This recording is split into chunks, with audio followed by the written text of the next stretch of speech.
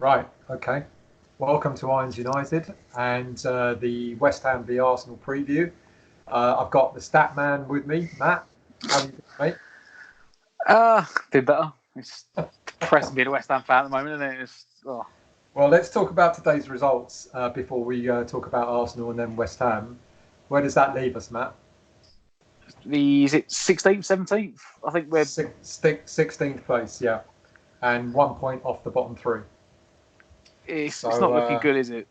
it's not looking as we thought. That one win against Chelsea last week was a little bit of a blip for us rather than it being a norm. Um, and then going to Wolves in midweek and playing the way we did, we're still in trouble, aren't we? Oh, I didn't think the result would get. The performance against Wolves was better than I thought it would be. But at the Yeah. moment, we're trying to sellotape the broken bumper back onto the back of the car. It's, it's, everyone was like, "Oh, we beat Chelsea," but we all said in the chat, all it did was give Pellegrini more time that he realistically shouldn't be getting. Yeah, yeah.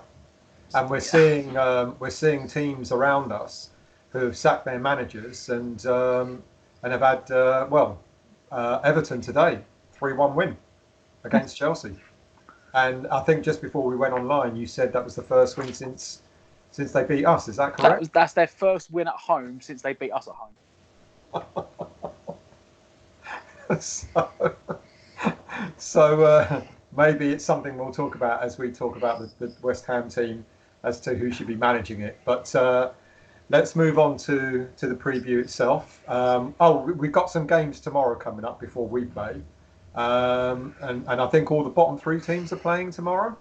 Yeah, well, Leicester are playing, Southampton are playing, and Norwich are playing. Obviously, the only team that's already played was Watford, and they picked up a point this afternoon. Okay. So let's say, worst case scenario, that Southampton and Norwich win tomorrow. That means we're in the bottom three when we come to Monday night, doesn't it? Yeah. So it may look bad now at 16th place, but it may look a hell of a lot worse after tomorrow's games. Well, I mean, our goal difference is so bad that, if Southampton won and Villa got a draw against Leicester, that would put us in the bottom three. Right. Okay. Villa hadn't even got a win to put us in the bottom three. It's just Southampton. It's not looking good, is it? It's not, is it? It's not. Well, let's move on to the preview. Let's talk about Arsenal because their season is almost as bad as ours. They're only 3 points ahead of us. I think we've both won 4 games each, and I think they've drawn more than we have. But in terms of the goals they've scored and the goals they've conceded, there's not a lot of difference between us from what I can see. Let's just have a look at some stats here. So West Ham, we've scored 17 and conceded 25. And Arsenal have scored 21 and conceded 23. So there really isn't that much difference between the two teams. So let's talk about Arsenal. What's gone wrong with them? Emery. I guess we all thought we even wanted him at West Ham, didn't we? Some of us fans when he was available. But the players clearly didn't believe in it. They didn't back him. But you can say that. But Lundberg's come in and he's still been as bad. The results haven't been any better. Yeah. They're much like us in that they've got a really lopsided team. Yeah, it's interesting because I was looking at their formation and their style of play. They sometimes play similar to us, 4-2-3-1. Well, that's what it looks like. And I know they've got Aubameyang and Lacazette up front, but it seems that from what I can see, they don't necessarily play a 4-4-2 unless I'm mistaken. No, I mean I think Lundberg's played a 4-2-3-1 and a 4-3-3 in his two formations so far. But like I said, they've got two. If you put up as a front two, Lacazette and Aubameyang, that's probably the best centre forward partnership in the Premier League. I Gary they'd probably scored more than anyone else as a front two. Well, between the two of them this season, they've scored 15 goals, and they're still not doing out of Arsenal's 23. Out of Arsenal's, yeah. So without them.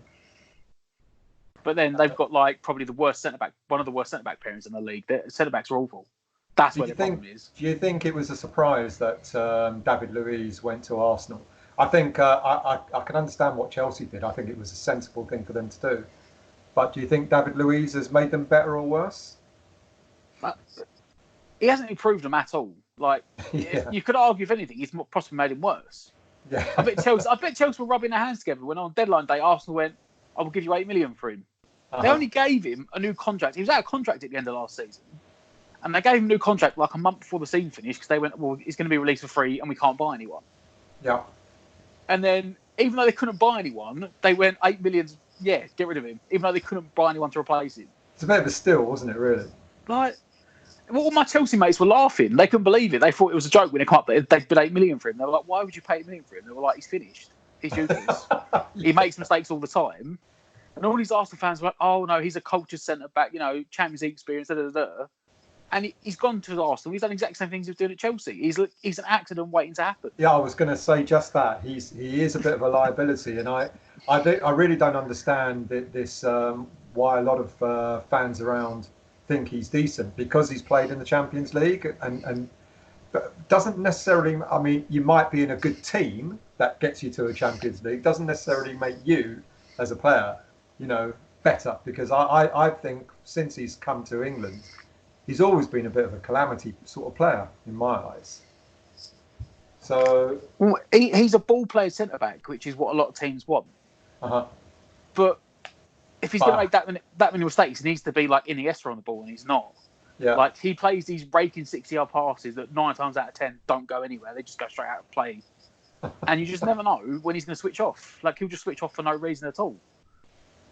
So he's one of the weaknesses we should be looking at on Monday night. What about the rest of the team? We've just said they're reliant on Aubameyang and Lacazette to score all their goals. So it means that the rest of their attacking midfield, aren't just not doing the business this season. Well, or do we have anybody there that we need to be worried about? Well, like, they've got Lucas Torreira, who they don't seem to know where to play him. I always thought when he brought in, he was a holding midfielder. Yeah. But they seem to play more as an attacking midfielder. Lundberg seems to have brought Ozil back into the fold for absolutely no reward whatsoever. Like, he's been absolutely useless in the last 2 games he's come in. He's not done anything at all. He played midfield 3 of Torreira, Xhaka. I can't believe he's brought back in. I thought he was getting sold. And Joe Willock. Joe Willock's a decent little player. He's an academy product, and he's a good prospect. They've got this Martinelli, I think it's how you pronounce it, centre forward, who's scored a lot of goals in the Europa League. Yeah. If I was them, I'd be playing him up front in like a front 3 with Lacazette and Aubameyang because they need goals. Their creativity, their midfield's really stifled. They haven't got. I mean, they sold Iwobi in the summer, and they've really got rid of their width. A lot of time they're putting Aubameyang on the wing to give them the width. The last game going forward, their biggest threat against Brighton was Kolasinac at left back, bombing forward. So in a way, apart from Lacazette and Aubameyang, we shouldn't be worried, should we? Or should we? They're very. The only thing I would say, and this isn't like being nice or nasty or anything, they're very similar to us. Yeah. It's very slow, sideways passing.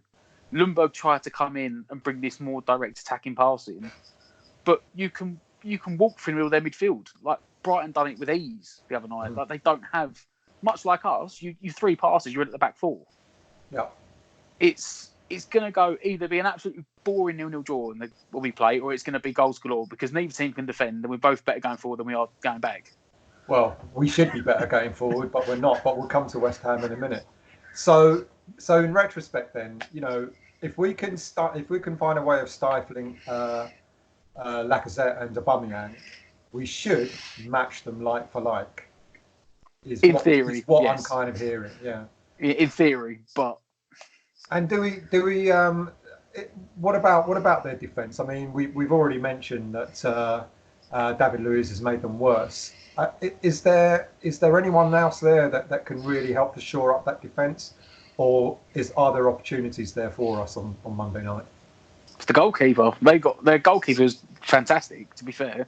Yeah. Leno, he's probably been their best player this season, and that's purely because of the amount of saves he's making. But he's only kept 2 clean sheets. Well, I mean, Fabianski don't keep a lot of clean sheets, and how many saves does he make? We've kept 4. But yeah, no, I agree.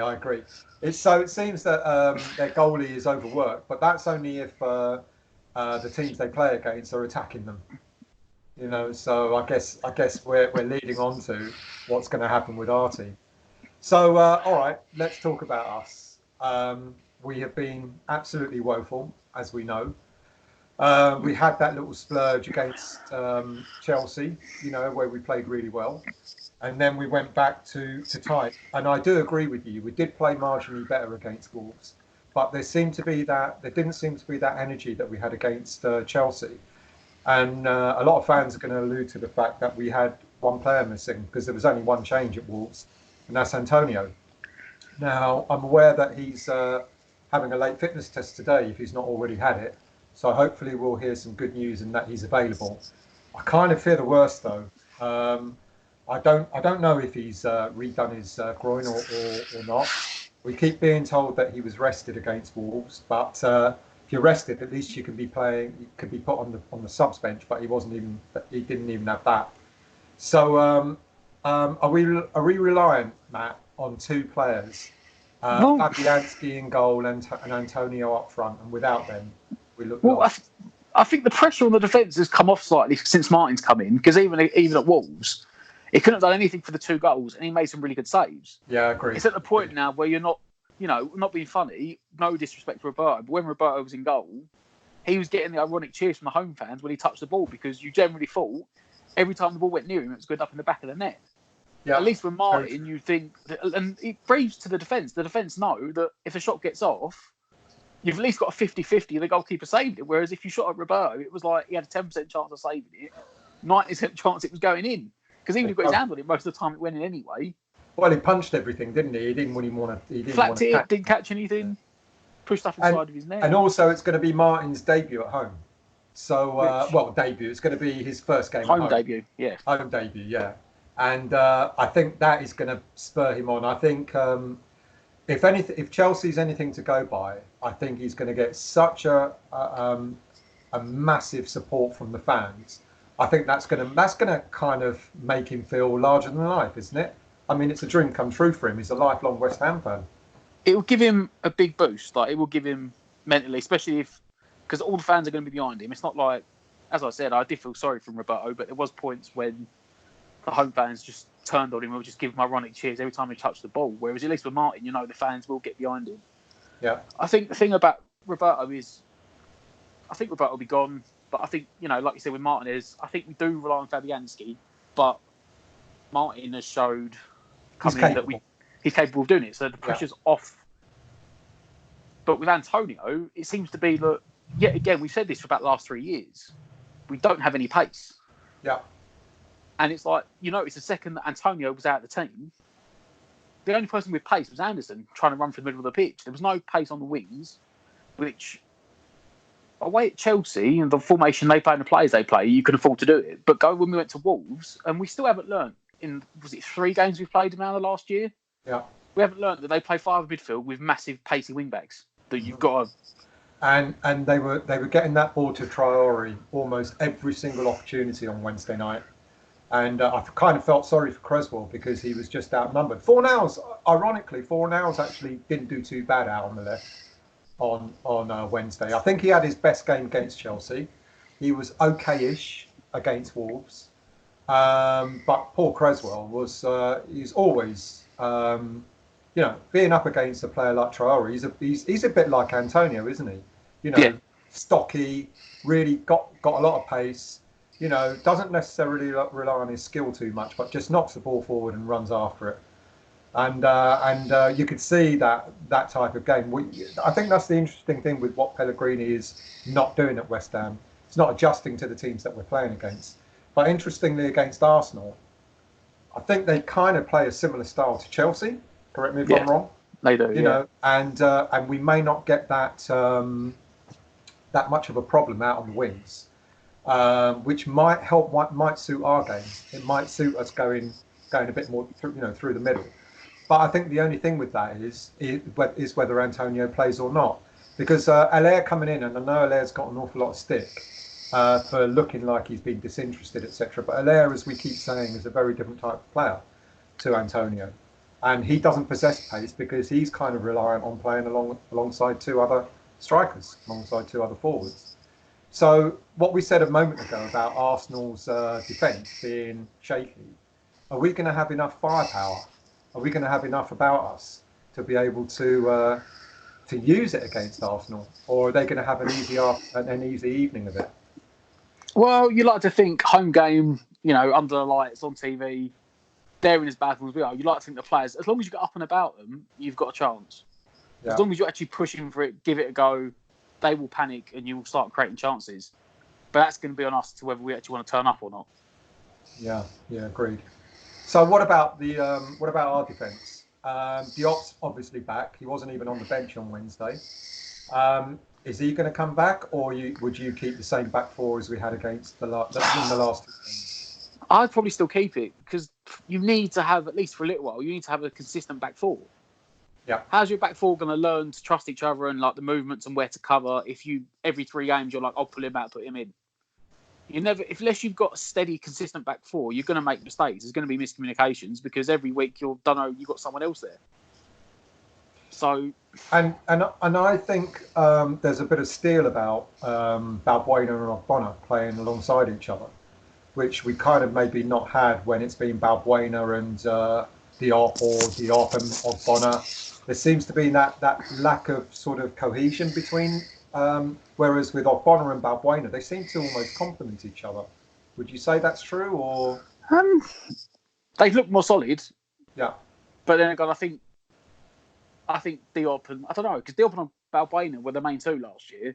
Yeah. But this year, all of a sudden, Diop doesn't like playing on the left-hand side of the centre back, and he seems to be pulled out of position more playing that side.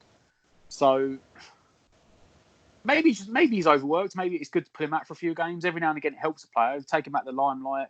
Maybe he was feeling the pressure of the fact we were losing every week, and it was getting to him. Maybe put him out for a few games. True, good point. Don't forget, I mean, everyone's playing about 7-8 games over Christmas, so giving them a few games rest now for when we're playing, we've got a load more games coming up, wouldn't be a bad thing anyway. True. And what about Fredericks and Creswell? I've seen people giving Frederick a lot of stick. I don't understand why. I didn't think he had a bad game. Chelsea had a good game. I didn't think he had a bad game against Wolves. No, I don't think he did. Yeah. And I'm not being funny. What do they want? We all saw what happened when we put Zabaleta in against Newcastle. Well, the only other option is Ben Johnson coming back. He's back from injury now. He's played in the under-23s, but I think he's going to be playing a few more games with the under-23s before we even possibly get to see. Yeah, well, he's going to need to get his fitness back. Absolutely. I'm with you. I don't understand. I think Fredericks has improved over. And Man United have just scored Rashford penalty against City. I think Fredericks has improved, and I think I know a lot of fans give him stick and say, well, he's only good for his pace, and he's the right-sided Masuaku. I think he's a much better defender than Masuaku. But then again, I'm not a Masuaku fan. But I think he gets. I don't think he gets the credit he deserves. I think he's improving in the Premier League. I think his final ball needs to improve. Yeah. But as I said, what your other options play Zabaleta. Yeah, which is not an option really. Which isn't an option, no. Yeah. Yeah. So until Johnson's had a few games under 23s to get his fitness back up from this injury he's had, what's the point in giving a guy a stick because he's not Trent Alexander-Arnold. He's never going to be that. Because if he was going to be that, he wouldn't have been released in Tottenham in the first place. And what about Creswell on the left-hand side? He seems to be going through a decent patch lately, no? Yeah, he surprised me because he's actually scored. Well, no, he's scoring goals, which you don't really. Creswell's normally about his delivery. Yeah. He's not normally about scoring goals. He's our second top goal scorer with 3 at the moment, which is worrying. But yeah, not against Creswell. That's against everyone else needs to up their game because if Creswell's doing that from left back, what's everyone else doing? Yeah, but. He is sort of. He had that crap game first game of the season. When again, everyone had a crap game first game of the season against Man City. Yeah. Come out of the team, and Masuaku did step up when Masuaku came in. Had that double yellow against Villa, and since then, to be fair, normally you look at Creswell and go, "Oh, he's crap," or he's too slow, he's out of position. But he's actually since that Villa game, way back was that September. Mm-hmm. He's pretty much been one of the most consistent players we've had in the team, and it's. Yeah. It's funny. His form is seems to have improved, whereas the form of the rest of the team seems to have sort of dithered a bit. Yeah. And Cresswell, I think maybe like a lot of players, players play on confidence, don't they? And you'd think that might have knocked Cresswell's confidence, seeing how many goals we're conceding and so on. But he's kind of stepped up. Yeah, he has. He seems to have stepped up, and that's good to see. So what about our midfield? Because you've talked about Arsenal's midfield not being that good, that we can run through them, or Brighton certainly proved so the other day. Haven't we got the same problem though? I was going to say I worry if he plays the same team, because I normally say don't change a winning team and but same for them as it is for us. This is 3 games in a week now, and it'll be funny. Noble looked knackered after about an hour against Wolves. He looked absolutely shattered. So Noble can't play 2 games in a week. Like, he can't play Monday. He can't play Saturday, Wednesday. So making him play Thursday, what was it? Saturday, Thursday, Monday. I don't think he's gonna be able to do it. Like, I generally don't. If that's the case, I even dread to even say this. Do you put Sanchez in there? No, I put Snodgrass in there. So you put Snodgrass alongside Declan Rice? Yeah. Okay, that's interesting. I actually agree with that, but then it might cause us a bit of an issue moving forward. I'd put Noble on the bench. Yeah. Because then if we're winning with half hour to go, he can come on and shut a game out. Absolutely. But I just don't think he can play 3 games in a week. Then that leads us to talk about our attacking midfield. And we know Nathan Holland didn't play in the under-23s again. So that means he'll be back in the squad again. And there is also rumour that he could start. So do you think potentially you could see Nathan Holland starting alongside Fornals and Anderson in the middle, with Allaire up front? Yeah, that's what I do. I wouldn't drop Noble. I'll put him onto the bench because I think he'd be knackered. Move Snodgrass into middle and put Holland out on the wing where Snodgrass was. Yeah, at least that will give us some pace with Anderson and Holland as well. Do you think that's too big a game for a player like Holland to come in for, or do you think if he's good enough, if he's old enough, he's good enough? Yeah, well, we've been reading for months and months that he's absolutely annihilating the under-23s. So he's clearly above that level, and you're not going to know if he's good enough or if he needs to go out on loan unless you're playing. Unless you're going to put Antonio there. What about that's the other thing. I mean, that'd be the other change. If Antonio is fit, do you think he'll just come in straight in for Haller, or will Pellegrini keep both on the pitch? I'd keep both on the pitch. I'd either go 4-4-2, or if you're going to go for this 4-4-1-1, put Antonio on the right wing. Okay. So now we're looking at having a few too many players on the pitch. So let's go through this again. So we've got Martin in goal, Fredericks, Ogbonna, Balbuena and Cresswell at the back. Yep. And then in the centre, you've got Rice and Snodgrass. Out wide, you're suggesting Antonio and if he's fit. Okay. If not, Holland. Oh, okay. On the one wing. Either so or. Yeah. Or, sorry. Okay. And obviously Fornals on one of the other sides. Anderson. And then Anderson and Haller up top. Allaire. Does Allaire need to pick it up, mate? He does it. He does and he doesn't, because I do feel sorry for him because he's not getting the service. But at the same time, you make your own luck. Yeah. Like, just because you're not getting the service doesn't mean you can't run and you can't try. Like, we saw when Antonio come on against Tottenham, he hadn't played in 3 months. But he was running, holding the ball up, and he was chasing stuff down. He was making stuff happen himself because he was putting in the effort. He wasn't letting himself get bullied. He was bullying defenders. He was running around. Why do you think it's changed? Because it's not as if we've had a mass change of personnel on the pitch. What's going on? What's happening with it? Because we seem to have been playing the same tactics throughout the whole season. It worked for the first few games, and then it's gone completely awry. And then the game against Chelsea, it was a different tact, same formation, but we just seem to be a bit more physical. So what's happened since the first few games of the season, and then that spell of losing 7-8 games in a row? I think we got worked out. I don't think it's hard. Right. I mean, not being funny, I still go back to that Newcastle game, and Shelby turned around and said, Steve Bruce literally said, West Ham has got a slow defence and a high line. Put the ball over the top. And the fact is, we haven't just got a slow defence. We're slow almost all around the pitch. Yeah. Like I said about Arsenal, you can walk through I said you can walk through Arsenal's team. You could do the same for us. You've got Noble and Rice, and you can, if you put a 3-man midfield, you can just pass around them. You're at the back four. True. Because it seems to be that Pellegrini tells the attacking players to not track back.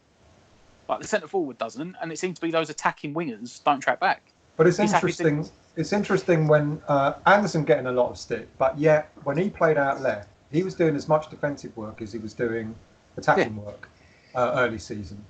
And Yarmolenko as well, ironically, used to get back there and help out the defence. And I think you're right. I think that just seems to have stopped for some reason. Is it because Pellegrini is trying to say to the players, look, we need to score goals, so get up there and almost let the defence worry about the defence for themselves? It seems like it. Yeah. It seems like he's saying to the centre forwards and the attacking players, we'll play 6 at the back with the 2 holding midfielders in front of the back 4. But the other 4 of you stay up the pitch. We'll recycle the ball and we'll get to you and you go do your thing. Yeah. There's no clear defined, that's what I mean. Any other team, like even today, Everton, Douglas Ferguson's come in as interim manager, and their thing was they put Iwobi on one wing, Walcott on the other. They put 2 guys up front and they put crosses in the box. But that was their plan. They continually worked overlaps with the fullbacks and chuck crosses in. I don't know what our style of play is. It's just pass around the back 4 until we lose the ball and the other team attacks. It seems that Pellegrini's given up his attacking philosophy because he's panicking that we're not scoring goals and just go in, do what you can and score a goal. Which is not working equally. So, if let's say the worst case scenario on Monday, let's say we potentially start off in the bottom 3, and the pressure will be added on. Let's say we don't get a result against Arsenal, because let's not forget how many games have they gone without a win now? 6th of October is the last time they won. It's 2 months ago. 10 games. Enter West Ham. 10 games. Yeah. So enter West Ham for them to break their duck. So really, they're on basically, despite the fact that they're three points above us, they're on a worse run than we are at the moment. Yeah. Yeah. So let's take the worst case scenario, and Arsenal break their duck, and they get a result, whether it's a win or a draw, and that keeps us in the bottom 3. Now we've heard all these stories about Pellegrini. He had up till the Southampton game to get it right. He's won 1. That was before Chelsea, so he's won 1. He's lost 1. If we don't get a result against Arsenal on Monday, do you think the board's going to wait until Southampton, or do you think we're going to get rid of him? I would get rid of him, but I think the board will wait. Okay. Because I don't think they want to pay out to get a new manager in. At the risk of being relegated? Or do you think that even if we are suffering at the moment, do you think we are actually in a relegation scrap? Or do you think, do you think we will continue to be as the season progresses? The problem is, and it is I'm not being funny, the old adage of when you're up the table, everything's rosy, and when you're down the bottom, it's not. But, I think we're only 4 points off 11th. Yeah, and they're guaranteeing the teams in 11th aren't looking over their shoulder at relegation. They're only 6 points off the bottom 3. Yeah. And that's what the board probably say, we're not too far away, and if we get the goalkeeper in, that will sort out some of the issues. But even if it does or doesn't, I don't think Pellegrini... I don't know if the players don't back him anymore, or he just doesn't know what to do, or... There's a lot more issues than just Pellegrini. It was interesting, Matt. I was at the Chelsea game, and it was interesting when we won. All the players, everyone ran to salute Martin because he was in tears.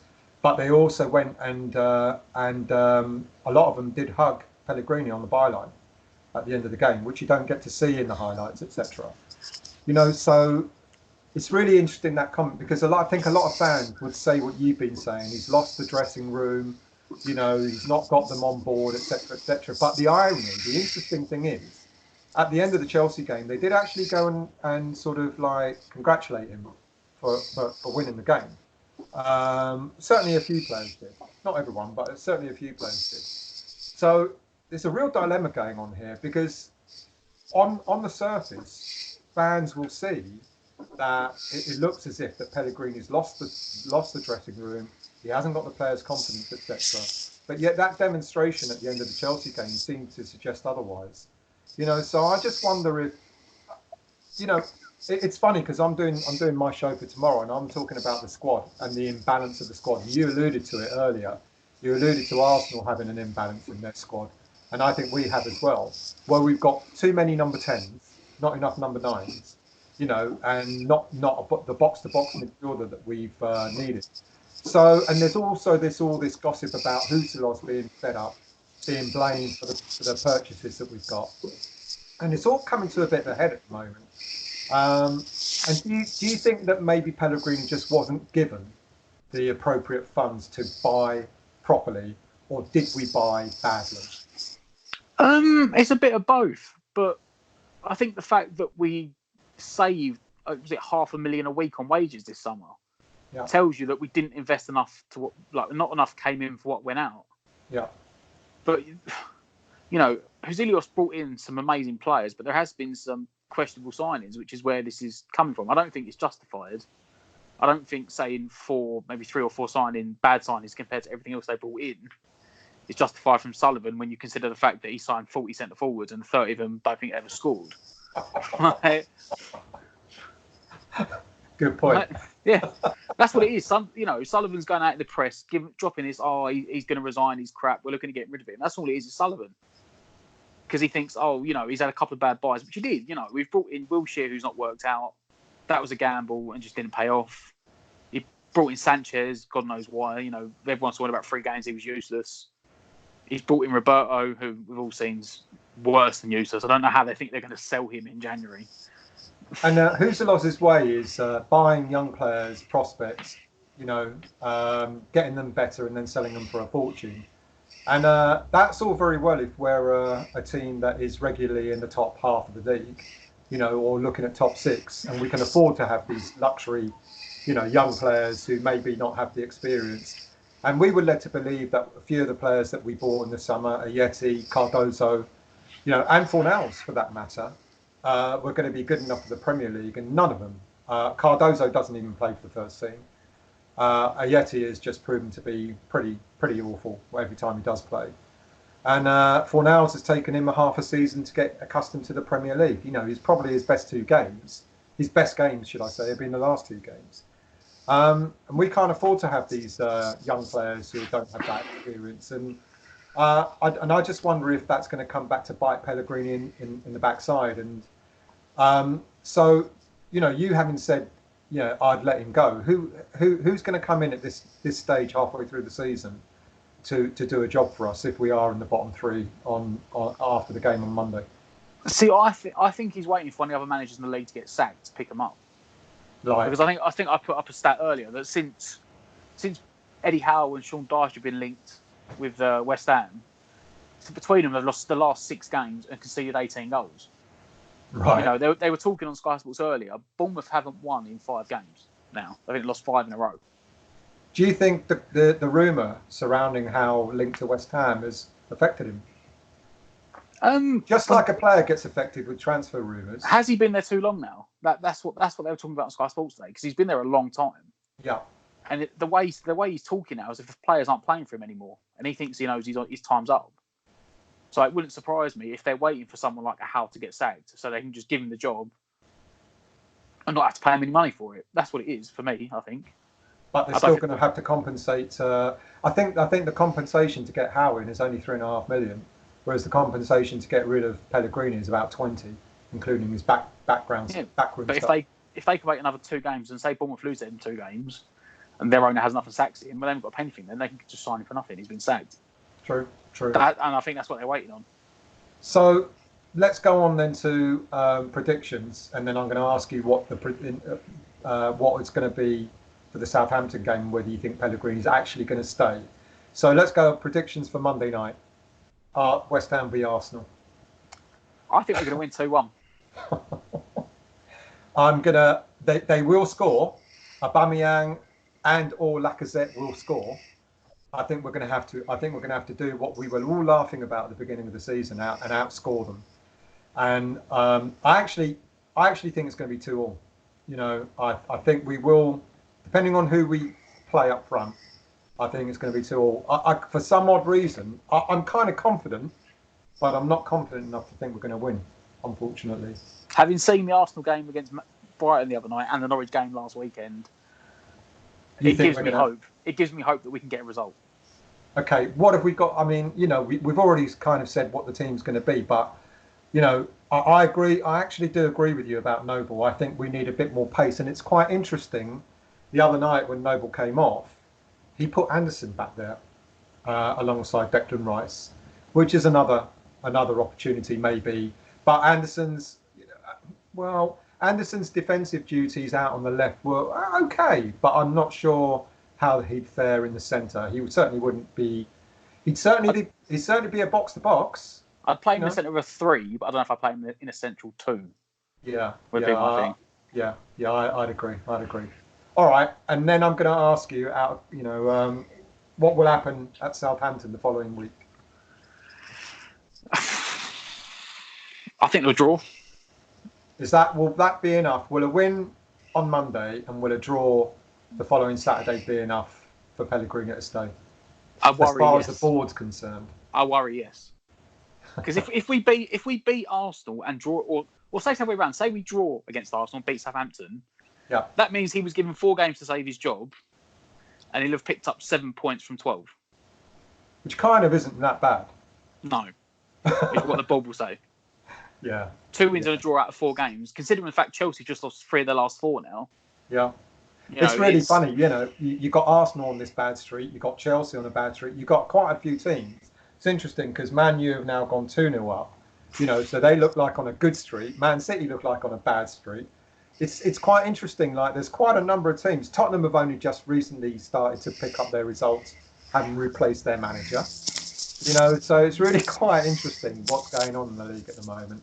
And so I can see the reasons why fans will want Pellegrini to go, because it might give us that boost, just like it has done other teams. But I'm with you. I think he might pick up enough points for the board to go, it's all right, we'll keep him to the end of the season. So it's going to be interesting to see where it goes, I guess. All right, we'll draw a line under this. Let's see what happens. Are you there on Monday? Yeah, I will be, unfortunately. Yeah. You come to the Sports Club before the game? Yeah. I'll be down there. Yeah. We'll see you then, mate. Thanks a lot, mate. And by the way, I don't do what Ant does. I keep forgetting. Get your comments in, hit the thumbs up, subscribe to the channel and all that sort of stuff. And tell us what you think. What you think the lineup's going to be. What you think the score's going to be. Will it be enough to save Pellegrini's job? Come on your irons. Come on your irons.